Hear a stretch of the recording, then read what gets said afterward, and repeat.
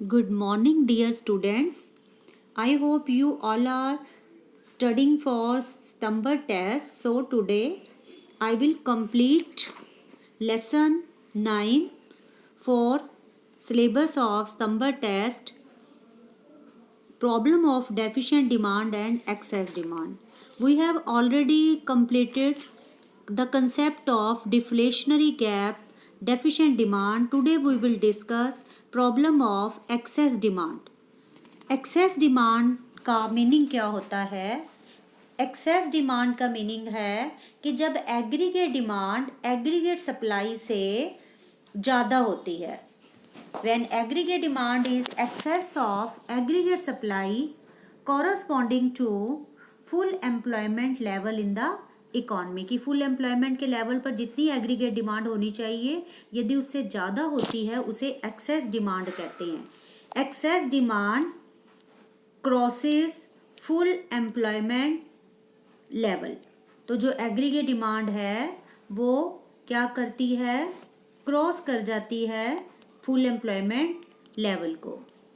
तो excess demand means excess of aggregate demand. Demand is said to be excess when it is more than what is required to the full utilisation of resources. तो aggregate demand जो है जितनी होनी चाहिए यदि economy में उससे ज़्यादा होती है तो उसे हम एक्सेस डिमांड कहते हैं। तो इसको हमने डायग्राम के थ्रू एक्सप्लेन किया। तो इससे पहले जब हमने डेफिशिएंट डिमांड दिखाया था तो फुल एम्प्लॉयमेंट लेवल से नीचे बनाई थी जो हमारी डिमांड थी इकॉनमी में, वो डेफिशिएंट डिमांड का गैप था। अब एग्रीगेट डिमांड फुल पर जितनी है और कितनी जो है प्लान्ड है वो प्लान्ड ज़्यादा है, तो बीच का डिफरेंस क्या कहलाता है? Excess demand. अब क्वेश्चन आता है कि एक्सेस डिमांड के कारण क्या हैं? Causes of excess demand. First कारण है increase in private consumption expenditure. Means यदि प्राइवेट सेक्टर की प्राइवेट कंजम्पशन एक्सपेंडिचर ज़्यादा है, मार्जिनल प्रोपेंसिटी टू कंज्यूम ज़्यादा है और मार्जिनल प्रोपेंसिटी टू सेव कम है। मीन्स और डेमोस्ट्रेशन इफेक्ट भी है। डेमोस्ट्रेशन इफेक्ट मतलब दिखावा। जो गरीब लोग हैं वो जो है अपना ज़्यादा पैसा जो है खर्च करते हैं अमीरों को देखकर कि जैसे अमीर रहते हैं उनको देखकर ज़्यादा खर्च करने लग जाते हैं, तो इकॉनमी में जो है ज़्यादा डिमांड हो जाती है। सेकंड है कि जब इन्वेस्टमेंट एक्सपेंडिचर इंक्रीज हो जाता है।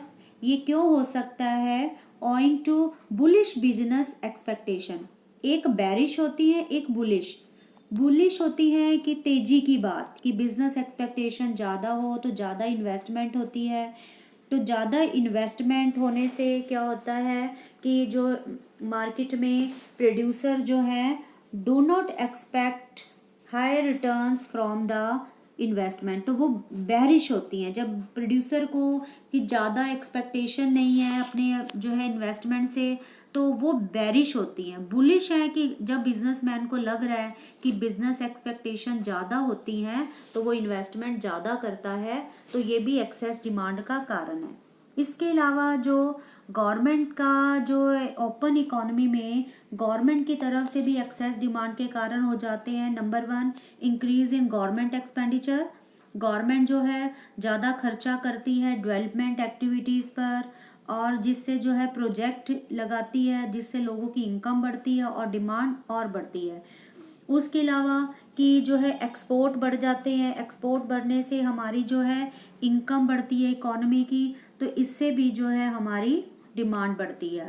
और गवर्नमेंट इंपोर्ट कम कर रहे हैं, बाहर से चीज़ें हम बाहर से कम मंगवा रहे हैं, तो ये भी हमारी एग्रीगेट डिमांड को बढ़ाती है। तो ये कारण है जिसकी वजह से हमारी जो है खर्चा हम ज़्यादा करते हैं। अब इसके रिजल्ट क्या होते हैं एक्सेस डिमांड के? सबसे पहले है इन्फ्लेशनरी स्पाइरल। इन्फ्लेशनरी गैप मतलब एक्सेस डिमांड और जो फुल एम्प्लॉयमेंट के बीच का डिफरेंस। इन्फ्लेशन कारण होता है एक्सेस डिमांड का। तो एक्सेस डिमांड के कारण इकोनॉमी में ना तो फुल एम्प्लॉयमेंट के बाद ना प्राइस जो है इनकम बढ़ सकती है, ना एम्प्लॉयमेंट बढ़ सकती है, खाली प्राइजेस बढ़ते हैं। तो प्राइजेस बढ़ते हैं उसे हम इन्फ्लेशन कहते हैं। तो एक्सेस डिमांड के कारण इकोनॉमी में इन्फ्लेशन राइज होता है और जो है ये हमारा इकोनॉमी के लिए जो है इन्फ्लेशन जो है एक्सेस डिमांड कारण हो जाती है। Excess demand and wage price spiral. Wage price spiral क्या होता है, ये इसमें हमारा एक और सिचुएशन आ जाती है स्टैटिक जीडीपी। तो जो एग्रीगेट डिमांड के हायर होने से यदि फुल एम्प्लॉयमेंट से ज़्यादा है तो उसमें इकोनॉमी में जीडीपी बढ़ती नहीं है, स्टैटिक जीडीपी हो जाती है, क्योंकि फुल एम्प्लॉयमेंट के बाद जीडीपी जो है हमारी इंक्रीज नहीं होती है और इसका रिजल्ट होता है wage price spiral. Wage price spiral क्या होता है कि excess demand leads to wage price spiral in the economy. It is a situation when wages catch prices and prices catch wages. Means क्या होता है कि यदि इकोनॉमी में एक्सेस डिमांड है उसके कारण जो हमारा डिमांड का प्रेशर बढ़ेगा, जो हमारी एग्जिस्टिंग रिसोर्सेज हैं तो उससे क्या होगा, इसका रिजल्ट ये होगा कि उसका कॉस्ट, प्रोडक्शन का कॉस्ट बढ़ेगा और इससे जो है वेजेस इंक्रीज होंगे। वेजेस इंक्रीज होने से क्या होगा कि हमारी जो है प्राइस लेवल इकोनॉमी में बढ़ेगी। प्राइस लेवल बढ़ेगी तो प्राइस लेवल बढ़ने से कॉस्ट बढ़ती है, कॉस्ट बढ़ने से फिर इस तरीके से वेज बढ़ेगी। तो इस तरीके से ये चक्र चलता जाता है, ये सर्कल चलता रहता है। वेज प्राइस पर वेजेस ज़्यादा, उसकी वजह से जो कॉस्ट ज़्यादा प्रोड्यूसर को, फिर कॉस्ट ज़्यादा तो इसका मतलब प्राइजेस ज़्यादा होंगी, प्राइजेस ज़्यादा होने से फिर वर्कर जो है ज़्यादा वेजेस की डिमांड करेंगे। इस तरीके से वेज प्राइस पर स्पाइरल चलता रहता है। नेक्स्ट है लॉस ऑफ प्रॉफिट। तो जो है प्रोड्यूसर्स को प्रॉफिट में भी कमी आती है इससे। यदि हमारी एक्सेस डिमांड है तो एक्सेस डिमांड के कारण like deficit demand, excess demand also causes loss of profit is because किस कारण से होता है इसका प्रॉफिट का loss, the producers are not able to raise their supply. तो जो है अपनी सप्लाई को बढ़ा नहीं सकते हैं, जिसकी वजह से there is a loss of profit owing to unfulfilment of demand of the economy. की इकोनॉमी की डिमांड को इतना प्रोडक्शन, फुल एम्प्लॉयमेंट के बाद जो है रिसोर्सेज फुली यूटिलाइज हो गए, उसके बाद जो है सप्लाई को बढ़ाया नहीं जा सकता, तो जिसके कारण जो है प्रोड्यूसर प्रॉफिट भी और नहीं कमा सकते। तो ये है हमारा इन्फ्लेशन, या फिर हम कह दें इन्फ्लेशनरी गैप कह दें, या हम एक्सेस डिमांड कह दें। फिर इन्फ्लेशनरी गैप और डिफ्लेशनरी गैप में क्या डिफरेंस है, तो इन्फ्लेशन होता है एक्सेस डिमांड के कारण, डिफ्लेशन होता है डेफिशिएंट डिमांड के कारण। और जो इन्फ्लेशनरी गैप है, it occurs when aggregate demand excess of aggregate supply corresponding to full employment level की एक्सेस डिमांड है, और ये होता है जब aggregate demand is less than aggregate supply corresponding to full employment level. इसका रिजल्ट क्या होता है, लेवल ऑफ जो हमारा आउटपुट है वो जो है कांस्टेंट होता है फुल एम्प्लॉयमेंट पर, और इधर जो हमारा लेवल ऑफ आउटपुट जो है lesser than the at full employment level. तो इस तरीके से इकोनॉमी में जो एक्सेस डिमांड और डेफिशिएंट डिमांड, उसका रिजल्ट इन्फ्लेशनरी गैप क्या है कि ये एक्सेस डिमांड के कारण है, डिफ्लेशनरी गैप डेफिशिएंट डिमांड के कारण है। इन्फ्लेशनरी गैप के कारण जो है ना तो इकोनॉमी में खाली प्राइजेस बढ़ती हैं, आउटपुट नहीं बढ़ता, इनकम नहीं बढ़ती, और डिफ्लेशन में सब कुछ कम होता है, income, employment, output. Next question arise होता है कि डेफिशिएंट डिमांड और एक्सेस डिमांड को कैसे ठीक कर सकती है, गवर्नमेंट ठीक करेगी। तो गवर्नमेंट के पास दो पॉलिसीज हैं, fiscal policy and monetary policy. तो मॉनेटरी पॉलिसी के जो इंस्ट्रूमेंट हैं वो इस साल डिलीट हुए हैं, तो आपके CRR, बैंक रेट, SLR, तो ये आपके जो हैं टॉपिक में इस बार नहीं है, तो हम खाली फिस्कल पॉलिसी डिस्कस करेंगे। तो फिस्कल पॉलिसी गवर्नमेंट की बजटरी पॉलिसी होती है। Fiscal policy is the budgetary policy of the government. तो बजटरी पॉलिसी क्या है, गवर्नमेंट की रिवेन्यू और एक्सपेंडिचर से रिलेटेड पॉलिसी। मतलब इनकम और एक्सपेंडिचर से रिलेटेड पॉलिसी बजटरी पॉलिसी, या हम इसको फिस्कल पॉलिसी कह दें, एक ही मतलब होता है। अब देखेंगे फिस्कल पॉलिसी के इंस्ट्रूमेंट कौन से हैं। सबसे पहले है गवर्नमेंट एक्सपेंडिचर। तो गवर्नमेंट खर्चा किस पे करती है?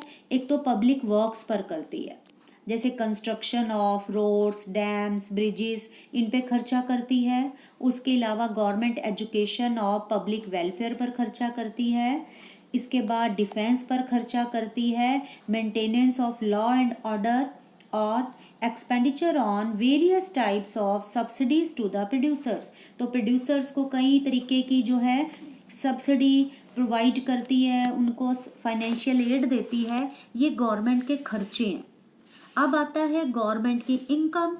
तो गवर्नमेंट की जो फिस्कल पॉलिसी के इंस्ट्रूमेंट है एक्सपेंडिचर एंड इनकम। तो इनकम में सबसे बड़ा गवर्नमेंट का जो पार्ट है इनकम का, टैक्सेस है।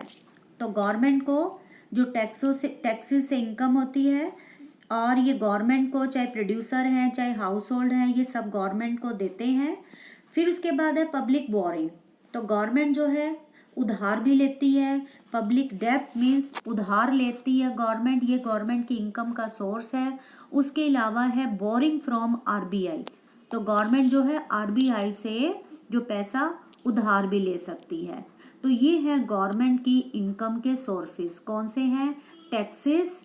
उसके बाद हम बोल दें जो गवर्नमेंट के सोर्सेज हैं इनकम के, पब्लिक बोरिंग, और आरबीआई से, रिजर्व बैंक ऑफ इंडिया से भी बोरिंग ले सकती है। तो इस तरीके से आपने देखना है एक्सेस डिमांड के केस में गवर्नमेंट की फिस्कल पॉलिसी कैसे चलेगी, कि गवर्नमेंट अपनी इनकम बढ़ाएगी या एक्सपेंडिचर। तो आपने देखना है जब एक्सेस डिमांड है, गवर्नमेंट अपनी इनकम को बढ़ाती है, कि लोगों से पैसा खींचती है, टैक्सेस ज़्यादा करती है, पब्लिक बोरिंग ज़्यादा करती है, और खर्चे कम करती है। जो है एक्सेस डिमांड के केस में गवर्नमेंट का सरप्लस बजट होता है, मतलब गवर्नमेंट अपनी इनकम को बढ़ाती है। और मान लो इकॉनमी में डेफिशिएंट डिमांड है, तो गवर्नमेंट ने लोगों की डिमांड को बढ़ाना है, उस केस में गवर्नमेंट खर्चे बढ़ाती है, पब्लिक वर्क्स पे खर्चा करती है, सब्सिडीज देती है, और अपनी इनकम को कम बढ़ाती है, टैक्सेस कम लगाती है ताकि लोगों के पास पैसा रहे, पब्लिक बोरिंग कम करती है, आरबीआई से उधार कम लेती है। तो ये सारा है जो डेफिशिएंट डिमांड के केस में गवर्नमेंट का जो बजट होता है डेफिसिट बजट होता है, मतलब घाटे का बजट। तो आपने मॉनेटरी पॉलिसी का टॉपिक नहीं करना, ये आपके सिलेबस में नहीं है। तो इसके साथ ही आपका सितंबर टेस्ट के लिए जो सिलेबस है वो यहीं तक आना है। इसको आपने रिवाइज करना है सारे सिलेबस को। तो थर्सडे से हम जो है सिलेबस रिवीजन वर्क स्टार्ट करेंगे। तो आपने सबसे पहले जो है लेसन, जो आपका रिवीजन का लेसन है वो आपका 7th लेसन है, aggregate demand and related concepts. तो आपका जो है थर्सडे से हम रिवीजन स्टार्ट करेंगे। आपने तब तक इस लेसन को, सारे लेसन को गो थ्रू हो जाना है, ताकि हम जो इस लेसन को अच्छे से रिवाइज करा सकें। Thank you.